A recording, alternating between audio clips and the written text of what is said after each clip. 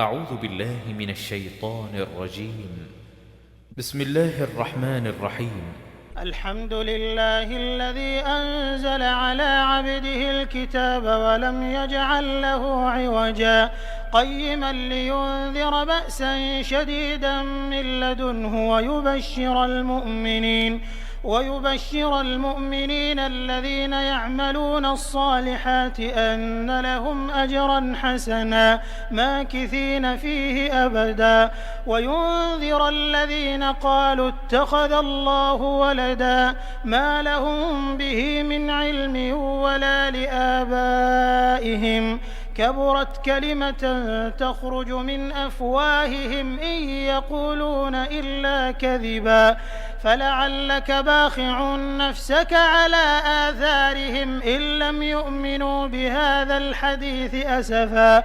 إنا جعلنا ما على الأرض زينة لها لنبلوهم أيهم أحسن عملا وإنا لجاعلون ما عليها صعيدا جرزا أم حسبت أن أصحاب الكهف والرقيم كانوا من آياتنا عجبا إذ أوى الفتية إلى الكهف فقالوا ربنا آتنا من لدنك رحمة وهيئ لنا من أمرنا رشدا فضربنا على آذانهم في الكهف سنين عددا ثم بعثناهم لنعلم أي الحزبين أحصى لما لبثوا أمدا نحن نقص عليك نبأهم بالحق إنهم فتية آمنوا بربهم وزدناهم هدى وربطنا على قلوبهم إذ قاموا فقالوا ربنا رب السماوات والأرض لن ندعو من دونه إلها لقد قلنا إذا شططا هؤلاء قومنا اتخذوا من دونه آلهة لولا يأتون عليهم بسلطان بين فمن أظلم ممن افترى على الله كذبا وإذ اعتزلتموهم وما يعبدون إلا الله فأووا إلى الكهف ينشر لكم ربكم من رحمته ويهيئ لكم من أمركم مرفقا وترى الشمس إذا طلعت تزاور عن كهفهم ذات اليمين وإذا غربت تقرضهم ذات الشمال وهم في فجوة منه ذلك من آيات الله من يهد الله فهو المهتد ومن يضلل فلن تجد له وليا مرشدا وتحسبهم أيقاظا وهم رقود ونقلبهم ذات اليمين وذات الشمال وكلبهم باسط ذراعيه بالوصيد لو اطلعت عليهم لوليت منهم فرارا ولملئت منهم رعبا وكذلك بعثناهم ليتساءلوا بينهم قال قائل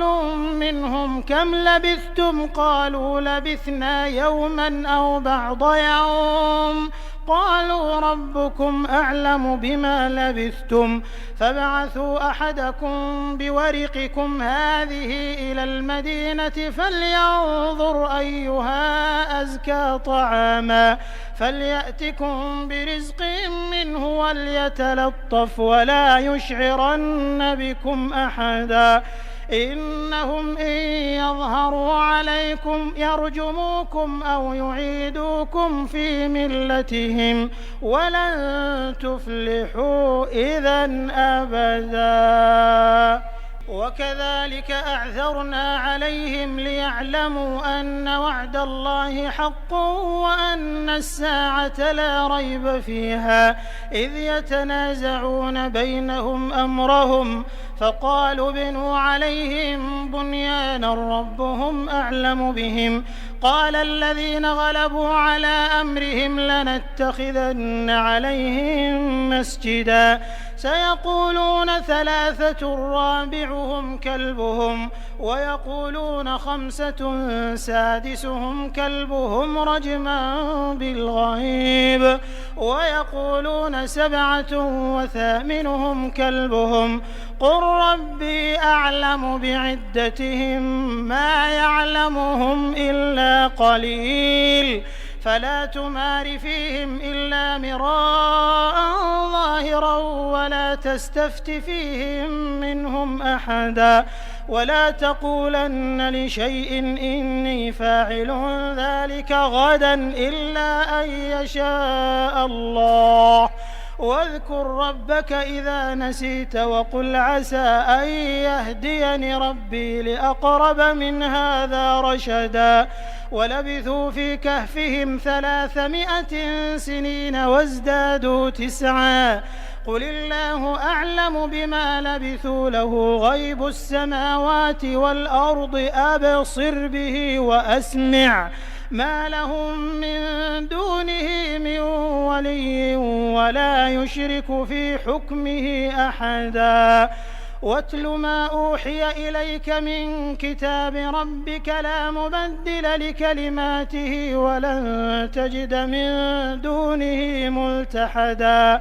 واصبر نفسك مع الذين يدعون ربهم بالغداة والعشي يريدون وجهه ولا تعد عيناك عنهم تريد زينة الحياة الدنيا ولا تطع من أغفلنا قلبه عن ذكرنا واتبع هواه وكان أمره فرطا وقل الحق من ربكم فمن شاء فليؤمن ومن شاء فليكفر إنا أعتدنا للظالمين نارا أحاط بهم سرادقها وإن يستغيثوا يغاثوا بماء كالمهل يشوي الوجوه بئس الشراب وساءت مرتفقا إن الذين آمنوا وعملوا الصالحات إنا لا نضيع أجر من أحسن عملا أولئك لهم جنات عدن تجري من تحتهم الأنهار يحلون فيها من أساور من ذهب ويلبسون ثيابا خضرا من سندس واستبرق متكئين فيها على الأرائك نعم الثواب وحسنت مرتفقا واضرب لهم مثل الرجلين جعلنا لأحدهما جنتين من أعناب وحففناهما بنخل وجعلنا بينهما زرعا كلتا الجنتين آتت أكلها ولم تظلم منه شيئا وفجرنا خلالهما نهرا وكان له ثمر فقال لصاحبه وهو يحاوره أنا أكثر منك مالا وأعز نفرا ودخل جنته وهو ظالم لنفسه قال ما أظن أن تبيد هذه أبدا وما أظن الساعة قائمة ولئن رددت إلى ربي لأجدن خيرا منها منقلبا قال له صاحبه وهو يحاوره أكفرت بالذي خلقك من تراب ثم من نطفة ثم سواك رجلا لكن هو الله ربي ولا أشرك بربي أحدا ولولا إذ دخلت جنتك قلت ما شاء الله لا قوة إلا بالله إن ترني أنا أقل منك مالا وولدا فعسى ربي أن يؤتيني خيرا من جنتك ويرسل عليها حسبانا من السماء فتصبح صعيدا زلقا أو يصبح ماؤها غورا فلن تستطيع له طلبا وأحيط بثمره فأصبح يقلب كفيه على ما أنفق فيها وهي خاوية على عروشها ويقول يا ليتني لم أشرك بربي أحدا ولم تكن له فئة ينصرونه من دون الله وما كان منتصرا هنالك الولاية لله الحق هو خير ثوابا وخير عقبا واضرب لهم مثل الحياة الدنيا كماء إن أنزلناه من السماء فاختلط به نبات الأرض فأصبح هشيما تذروه الرياح وكان الله على كل شيء مقتدرا المال والبنون زينة الحياة الدنيا والباقيات الصالحات خير عند ربك ثوابا وخير أملا ويوم نسير الجبال وترى الأرض بارزة وحشرناهم فلم نغادر منهم أحدا وعرضوا على ربك صفا لقد جئتمونا كما خلقناكم أول مرة بل زعمتم أن لن نجعل لكم موعدا ووضع الكتاب فترى المجرمين مشفقين مما فيه ويقولون يا ويلتنا ما لهذا الكتاب لا يغادر صغيرة ولا كبيرة إلا أحصاها ووجدوا ما عملوا حاضرا ولا يظلم ربك أحدا وإذ قلنا للملائكة اسجدوا لآدم فسجدوا إلا إبليس كان من الجن ففسق عن أمر ربه أفتتخذونه وذريته أولياء من دوني وهم لكم عدو بئس للظالمين بدلا ما أشهدتهم خلق السماوات والأرض ولا خلق أنفسهم وما كنت متخذ المضلين عضدا ويوم يقول نادوا شركائي الذين زعمتم فدعوهم فلم يستجيبوا لهم وجعلنا بينهم موبقا ورأى المجرمون النار فظنوا أنهم مواقعوها ولم يجدوا عنها مصرفا ولقد صرفنا في هذا القرآن للناس من كل مثل وكان الإنسان أكثر شيء جدلا وما منع الناس أن يؤمنوا إذ جاءهم الهدى ويستغفروا ربهم إلا أن تأتيهم سنة الأولين أو يأتيهم العذاب قبلا وما نرسل المرسلين إلا مبشرين ومنذرين ويجادل الذين كفروا بالباطل ليدحضوا به الحق واتخذوا آياتي وما أنذروا هزوا ومن أظلم ممن ذكر بآيات ربه فأعرض عنها ونسي ما قدمت يداه إنا جعلنا على قلوبهم أكنة أن يفقهوه وفي آذانهم وقرا وإن تدعهم إلى الهدى فلن يهتدوا إذا أبدا وربك الغفور ذو الرحمة لو يؤاخذهم بما كسبوا لعجل لهم العذاب بل لهم موعد لن يجدوا من دونه موئلا وتلك القرى أهلكناهم لما ظلموا وجعلنا لمهلكهم موعدا وإذ قال موسى لفتاه لا أبرح حتى أبلغ مجمع البحرين أو أمضي حقبا فلما بلغا مجمع بينهما نسيا حوتهما فاتخذ سبيله في البحر سربا فلما جاوزا قال لفتاه آتنا غداءنا لقد لقينا من سفرنا هذا نصبا قال أرأيت إذ أوينا إلى الصخرة فإني نسيت الحوت وما أنسانيه إلا الشيطان أن أذكره واتخذ سبيله في البحر عجبا قال ذلك ما كنا نبغي فارتدا على آثارهما قصصا فوجدا عبدا من عبادنا آتيناه رحمة من عندنا وعلمناه من لدنا علما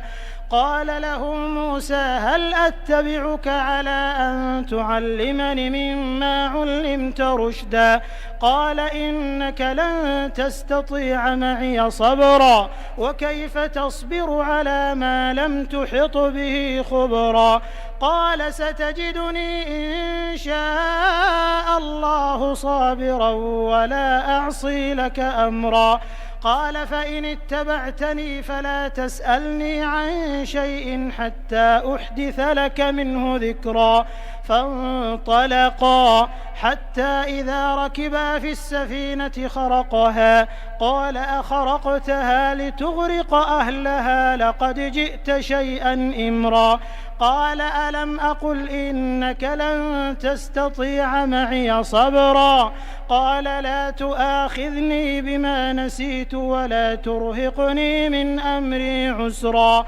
فانطلقا حتى إذا لقيا غلاما فقتله قال أقتلت نفسا زكية بغير نفس لقد جئت شيئا نكرا قال ألم أقل لك إنك لن تستطيع معي صبرا قال إن سألتك عن شيء بعدها فلا تصاحبني قد بلغت من لدني عذرا فانطلقا حتى إذا أتيا أهل قرية استطعما أهلها فأبوا أن يضيفوهما فوجدا فيها جدارا يريد أن ينقض فأقامه قال لو شئت لاتخذت عليه أجرا قال هذا فراق بيني وبينك سأنبئك بتأويل ما لم تستطع عليه صبرا أما السفينة فكانت لمساكين يعملون في البحر فأردت أن أعيبها وكان وراءهم ملك يأخذ كل سفينة غصبا وأما الغلام فكان أبواه مؤمنين فخشينا أن يرهقهما طغيانا وكفرا فأردنا أن يبدلهما ربهما خيرا منه زكاة وأقرب رحما وأما الجدار فكان لغلامين يتيمين في المدينة وكان تحته كنز لهما وكان أبوهما صالحا فأراد ربك أن يبلغا أشدهما ويستخرجا كنزهما رحمة من ربك وما فعلته عن أمري ذلك تأويل ما لم تسطع عليه صبرا ويسألونك عن ذي القرنين قل سأتلو عليكم منه ذكرا إنا مكنا له في الأرض وآتيناه من كل شيء سببا فأتبع سببا حتى إذا بلغ مغرب الشمس وجدها تغرب في عين حمئة ووجد عندها قوما قلنا يا ذا القرنين إما أن تعذب وإما أن تتخذ فيهم حسنا قال أما من ظلم فسوف نعذبه ثم يرد إلى ربه فيعذبه عذابا نكرا وأما من آمن وعمل صالحا فله جزاء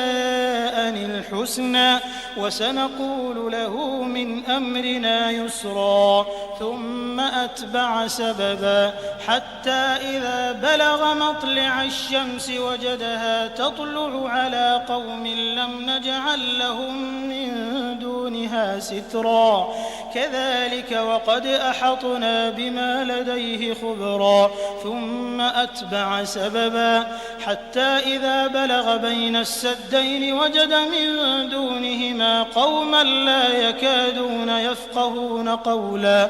قالوا يا ذا القرنين إن يأجوج ومأجوج مفسدون في الأرض فهل نجعل لك خرجا على أن تجعل بيننا وبينهم سدا قال ما مكني فيه ربي خير فأعينوني بقوة أجعل بينكم وبينهم ردما آتوني زبر الحديد